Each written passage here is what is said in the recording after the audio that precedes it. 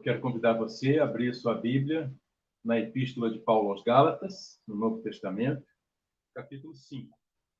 E vamos reler os versos de 16 a 26 e falar sobre uma realidade que nos é muito próxima, né? Muito visível, muito palpável na nossa vida hoje, né? Então, Gálatas, capítulo 5, versos 16 a 26, diz assim a palavra de Deus. Por isso digo, vivam pelo Espírito e de modo nenhum satisfarão os desejos da carne. Pois a carne deseja o que é contrário ao Espírito, e o Espírito o que é contrário à carne. Eles estão em conflito um com o outro, de modo que vocês não fazem o bem que desejam. Mas se vocês são guiados pelo Espírito, não estão debaixo da lei. Ora, as obras da carne são manifestas: imoralidade sexual, impureza e libertinagem, idolatria e feitiçaria, ódio, discórdia, ciúmes, ira, egoísmo, dissensões, facções, inveja, embriaguez, orgias e coisas semelhantes. Eu os advirto como antes já os adverti. Aqueles que praticam essas coisas não herdarão o reino de Deus. Mas o fruto do Espírito é amor, alegria, paz, paciência, amabilidade, bondade, fidelidade, mansidão e domínio próprio. Contra essas coisas não há lei. Os que pertencem a Cristo Jesus crucificaram a carne, com as suas paixões e os seus desejos. Se vivemos pelo Espírito, andemos também pelo Espírito. Não sejamos presunçosos, provocando uns aos outros e tendo inveja uns dos outros. O Senhor abençoe sua palavra, que o Espírito Santo possa gravar essas palavras no nosso coração, na nossa mente, que a gente possa refletir nelas dia a dia. Que Deus assim possa nos abençoar para frutificarmos para o seu reino. Queridos, essa é uma palavra muito importante. Se você usa o nome de Jesus na sua vida, se você se diz cristão para os outros, é muito importante, porque ela define a prática normal do cristão, da espiritualidade, a dinâmica da espiritualidade cristã do dia a dia. Ela define como os cristãos vão viver, né? E o apóstolo Paulo ele faz um contraste muito forte aqui, né? Um contraste entre a nossa vida natural, a nossa vida sem Deus, né?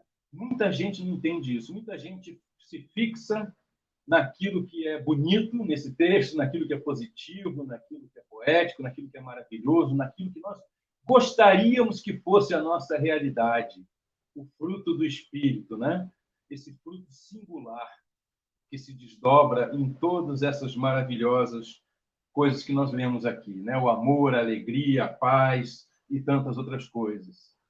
Mas nós temos que ser verdadeiros conosco mesmos. Será que é isso que nós temos vivido? É isso que permeia o nosso ser no nosso dia a dia? É isso que permeia os nossos relacionamentos?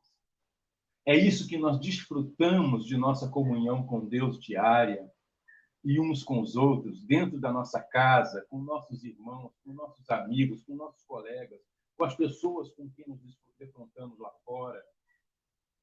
Cristãos ou não cristãos, é isso que transborda do nosso coração para os outros. Nós temos que, humildemente, admitir que muitas vezes não é. E o problema, muitas vezes, pode estar numa coisa muito simples. A gente se foca nisso aqui como se fosse uma coisa natural e deixa aquilo que verdadeiramente é natural para nós de fora, que é prestar atenção no restante do texto do apóstolo Paulo. O apóstolo Paulo está chamando a nossa atenção para dizer, olha, a sua carne, a sua sarx, né? Não é só a soma, não é o seu corpo físico, é essa inclinação natural que você tem como ser humano decaído da graça de Deus, porque todos somos pecadores e temos essa inclinação natural, nós não precisamos fazer esforço, nossas reações naturais, nossos pensamentos naturais, nossos desejos naturais, nossas paixões idolátricas naturais são outra coisa, não é o fruto do Espírito. Se nós vivermos ao sabor do vento da vida, se nós nos deixarmos levar pelo vento da vida, se nós vivermos naturalmente com os nossos pensamentos e desejos, o que nós vamos colher é o que ele descreve como sendo as obras da carne. É só a gente dar uma olhada mais de perto e a gente vai saber que é isso. Né? Mas o que Paulo chama atenção é que isso é um conflito para o cristão. Você nunca vai ser espiritual o suficiente para você estar vivendo plenamente o fruto do Espírito. Só Jesus viveu isso. Com tudo que ele sofreu e passou aqui, só ele viveu intensamente, plenamente e perfeitamente isso. Porque o fruto do Espírito estava maduro e perfeito na vida de Jesus Cristo, homem. Porque esse é o caráter e a natureza de Deus. Jesus nunca deixou de ser Deus, embora ele fosse perfeitamente homem quando andando entre nós. Né? Embora ele agora seja perfeitamente homem, perfeitamente Deus, ele nunca deixou de ser Deus. Seu caráter nunca deixou de ser perfeito. Mas nós, queridos, nós talvez precisamos reconhecer que estamos vivendo mais aqui nos versos 19 a 21. A imoralidade sexual, impureza e libertinagem é o primeiro trio, né? Muita gente se concentra só nessas questões sexuais, esses desvios da sexualidade humana em relação ao padrão que a Bíblia apresenta como sendo o projeto de Deus para nós desfrutarmos plenamente da nossa sexualidade como homem e mulher no mundo. Né? Então, se você olhar para esse padrão, então, o que muita gente vive é exatamente isso. Só que a gente se concentra nisso e diz assim, eu não vivo isso. E esquece que essa lista ela é muito maior, né? Na verdade, nenhuma lista na Bíblia, isso é importante, nenhuma lista é completa. Ela se complementa com várias outras listas que são apresentadas por Cristo, pelos profetas, pelos apóstolos. Né? Mas aqui a gente tem uma boa síntese, um bom resumo do que a gente vive quando a gente vive naturalmente. Quando a gente não entra nessa guerra para lutar contra esse conflito da carne e do espírito, como Paulo nos aconselha e nos ordena aqui. Né? De nos inclinarmos, de escolhermos a cada dia nos inclinarmos para as coisas do Espírito. Né? Então, queridos, olha o restante da lista. Idolatria e feitiçaria. Quantos ídolos nós não temos criado, né? Quantos mitos nós não temos acreditado, né? Quantas coisas mágicas nós não temos acreditado para tentar buscar a felicidade, né? Então, idolatria e feitiçaria. Olha essa outra lista que vem depois. Ódio, discórdia, ciúmes, ira, egoísmo, dissensões, facções. Você tem visto isso por aí, agora na pandemia, em que as pessoas se relacionam muito pelas mídias sociais? Tem visto muito ódio, muita discórdia, muitos ciúmes, muita ira, muito egoísmo, muitas dissensões, muitas facções. A gente vê isso toda hora. Né? E pior, a gente se deixa levar por isso muitas vezes. Né? Isso é terrível, né? Porque isso significa que nós não estamos fazendo esse exercício espiritual, nos deixando atrair pelos laços de amor com que Deus nos atrai de volta para Ele, nos inclinando para o seu Espírito Santo, nos inclinando para um esvaziamento do nosso ego, a crucificação do nosso ego, como diz aqui no texto, né, pela fé em Cristo, para que Deus nos encha a cada momento do seu Espírito e faça produzir o seu fruto em nós. Então, queridos, muitas vezes a gente tem se deixado levar por isso, né? Ódio, discórdias. Você tem vivido isso? Você tem promovido isso? Você tem estimulado isso? Você tem se deixado levar por isso? Ciúmes, né? Você se deixa arder de ciúmes como se alguém ou algo fosse propriedade sua e não de Deus? Então você pisa e você manipula, e você oprime. Ciúmes, né? Ira. A ira que tem levado muita gente a um estresse doentio. Né? As pessoas têm adoecido de tanta ira e não conseguem se livrar dela. Mas aqui Paulo nos dá uma fórmula, né? Gente, olha só. O fruto do Espírito não é natural. Você precisa se inclinar para ele. Você precisa buscar. Você precisa viver pela fé no que a palavra de Deus ensina.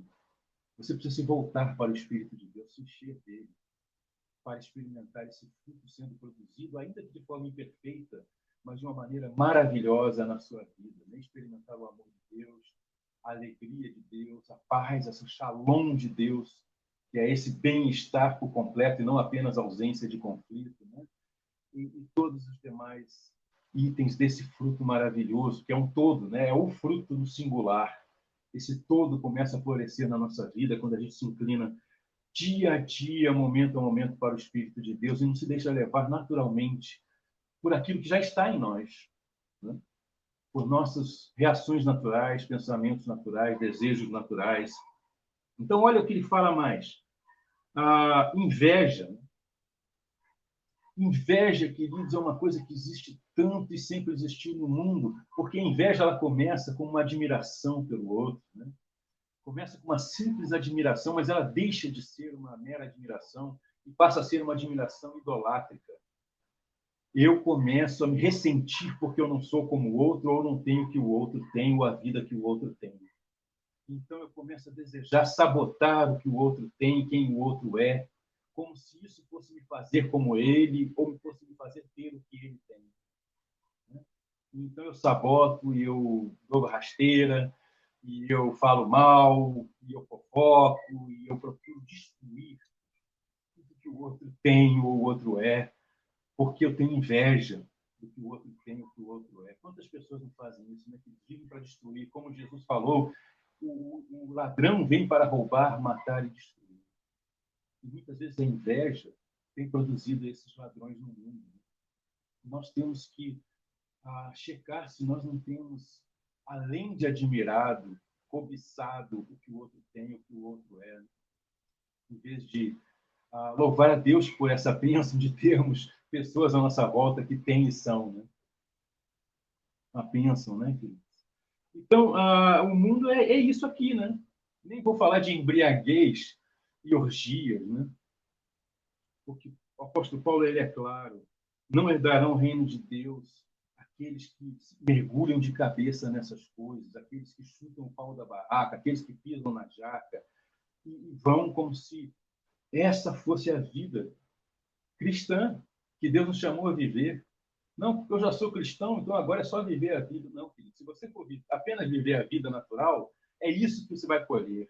Obras da carne. E é isso que talvez o mundo esteja vendo, obras da carne. Em vez do testemunho de Jesus, em vez do caráter de Cristo resplandecendo em nossa vida. Para isso, para a gente experimentar o fruto do Espírito, então nós precisamos, dia a dia, humildemente, reconhecer que naturalmente nós só produzimos obra da carne. Confessarmos diante do Senhor, reconhecermos que precisamos do sangue precioso de Jesus derramado na cruz para nos perdoar os nossos pecados e, vazios de nós mesmos, nos enchermos do Espírito Santo pela fé em Cristo, na sua promessa.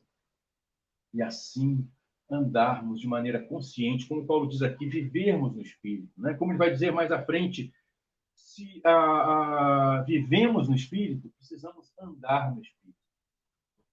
Talvez uma melhor tradução hoje para nosso pensamento atual seja: se nós estamos no Espírito, porque nós recebemos a Cristo pela fé na nossa vida algum dia, nós precisamos caminhar a cada momento no Espírito, de modo consciente, oferecer os membros do nosso corpo para vivermos essa nova vida no Espírito Santo e mantermos crucificado com Cristo pela fé aquilo que nós somos naturalmente sem Cristo.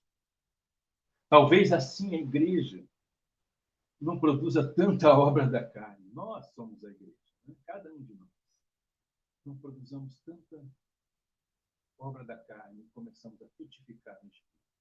Então, queridos, essa palavra eu quero deixar para você. A vida cristã não é óbvia. A vida cristã é um segmento, dia após dia. É por isso que Jesus, ele insiste com seus discípulos. Olha só, pensem bem antes de você tomar a decisão de me seguir. Ele fala isso. Leia nos evangelhos. Ele diz isso, avalie bem, calcule bem, porque você está dando um grande passo. Aqueles que quiserem me seguir, neguem-se a si mesmo. Diga não para aquilo que você é naturalmente. Diga não para aquilo que você é, obviamente, para os seus pensamentos, suas reações naturais, seus desejos e paixões internas. Diga não, renuncie a isso. Renuncie a si mesmo, negue-se a si mesmo. Tome dia a dia a sua cruz, né, para seguir o Senhor, para morrer para si mesmo, morrer para o seu próprio ego. E então, só então, me siga. Né? Como ele diz aqui, ó, os que pertencem a Cristo Jesus, verso 24, crucificaram a carne com as suas paixões e os seus desejos. Se vivemos pelo Espírito, andemos também no Espírito. Então, queridos, a vida cristã é essa dinâmica de conscientemente, dia após dia, eu dizer não, tomar a minha cruz e seguir Jesus no Espírito Santo. Sem isso, o cristão não produz o fruto. E ele fica, como Paulo vai dizer lá aos Coríntios, parecendo um homem natural. Porque ele é tão carnal quanto. Tudo que ele está testemunhando é de si mesmo, do que ele é sem Deus. E é isso que muitas vezes nós estamos fazendo. Testemunhando, né, nas mídias sociais, nos encontros com os irmãos, nos encontros com as pessoas, no trabalho, na vida comum do dia a dia, dentro da nossa casa. Nós estamos produzindo essas obras da carne. Leia as outras listas que tem no Novo Testamento. É isso que nós estamos produzindo. Imoralidade sexual, impureza, libertinagem, idolatria, feitiçaria, ódio, discórdia, ciúmes, ira, egoísmo, dissensões, facções. Nada façam por partidarismo, vai dizer Paulo, né, na Epístola aos Filipenses. Inveja, embriaguez, orgias e coisas semelhantes a essas. Está vendo como a lista não se esgota? Então, queridos, isso é lamentável, é triste. Mas nós, como cristãos, nós podemos reconhecer isso diante do Senhor, nos colocarmos por inteiro aos pés da sua cruz, nos confessarmos, recebermos o seu perdão, que é certo, pela sua graça, quando nós nos arrependemos de verdade, de coração. E tomarmos a nossa cruz pela fé com Cristo. Dizermos não para o nosso ego, para nós mesmos. E nos oferecermos para viver essa nova vida que agrada a Deus, para o seu inteiro amor, para a sua inteira alegria, para a sua inteira shalom. Então nós vamos desfrutar disso, frutificando dentro de nós e para os outros à nossa volta. Queridos, isso é importante, abraçar essa dinâmica. Se você se diz cristão e não se dispõe a viver conforme a palavra de Deus nos ensina aqui, que cristão nós somos? Que cristianismo é esse? Que testemunho de Jesus nós estamos? Então, queridos, eu quero te convidar a olhar para essa palavra novamente, essa palavra que se repete em Jesus, em todos os apóstolos, em todos os escritos do Novo Testamento, nos escritos proféticos, na lei, nos históricos, nos salmos. A gente se defronta o tempo todo com palavras como essa. Por que a gente não escolhe vivê-la? É uma escolha. A gente sabe que o nosso arbítrio está contaminado exatamente pela nossa carne, nossa inclinação natural para o mal, para aquilo que ofende a Deus. Mas nós temos livre escolha. Se o nosso arbítrio não é mais livre, nós temos livre escolha. E você pode checar se você está fazendo a escolha certa pelo fruto que você produz. Como Jesus ensina. A árvore boa produz bons frutos. Então, cheque se você tem feito as boas escolhas em Cristo Jesus. Deus nos abençoe, queridos, que você tenha um ótimo domingo, que essa dinâmica possa ser uma realidade na sua vida, se não tem sido, a partir de hoje novamente, que você possa viver como um verdadeiro cristão, um verdadeiro discípulo de Jesus, a cada dia. Que a sua vida espiritual com Deus seja real, que o fruto do Espírito possa realmente crescer, amadurecer, transbordar para alimentar muitas outras pessoas. Com a graça de Deus, o amor de Deus, a bondade de Deus, a salvação do nosso Deus, a comunhão do nosso Deus e a comunhão uns com os outros. Quero só fechar aqui lendo, porque Paulo começa esse texto dizendo: por isso eu digo, vivam pelo Espírito, de modo nenhum satisfarão os desejos da carne. Por isso que eu quero fechar então lendo os versos imediatamente anteriores. Ele diz assim: irmãos, vocês foram chamados para a liberdade, mas não usem a liberdade para dar ocasião à vontade da carne. Faça a escolha certa. Não use a liberdade para dar ocasião à vontade da carne. Ao contrário, escolha servir uns aos outros mediante o amor. Toda a lei se resume num só mandamento: ame o seu próximo como a si mesmo. Mas se vocês se mordem e se devoram uns aos outros, cuidado para não se destruírem mutuamente. Por isso, queridos, é que ele fala: vivam no Espírito, e vocês não darão ocasião à carne. Amém? Que a gente possa abraçar essa vida, essa dinâmica espiritual que Jesus nos apresentou quando andou entre nós, que os apóstolos voltam a reforçar e nos chamar de volta. Deus está sempre nos atraindo com seus laços de amor e ternura para nós voltarmos à vida que Ele tem proposto para nós realmente desfrutarmos desse fruto em nossas vidas e podemos produzi-lo para os outros. Deus te abençoe, querido. Graça e paz.